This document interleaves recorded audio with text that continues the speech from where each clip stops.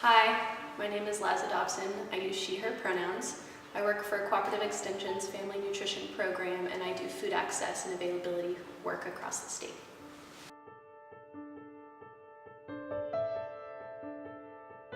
So I think that Ut Prosim can look like a lot of different things. I think it can look like more physical action, tangible action, like chopping all of your hair off and donating it to somewhere that makes wigs, which is what I recently did.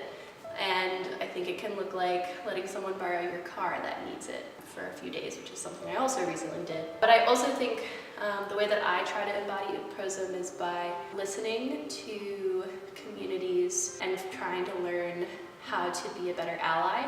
So one of the things that I have tasked myself with over the last few years is to figure out ways that I can be a better ally to the queer community and communities of color. Different ways that I have been able to do that. Last year when I was living in Lynchburg, I went to a safe space training at the local LGBTQ+ center. And since then I have dove headfirst into trying to learn as much as I can about the trans and non-binary community, issues that they face, the challenges that they face, and how I can use my position of privilege to make safer spaces for folks. In an effort to support the fight for racial justice in the US, one of the things that I was able to participate in this semester was attending most of the Black Minds Matter community conversations hosted by the Office of Inclusion and Diversity and the Black Cultural Center. I was able to listen to experiences of my peers,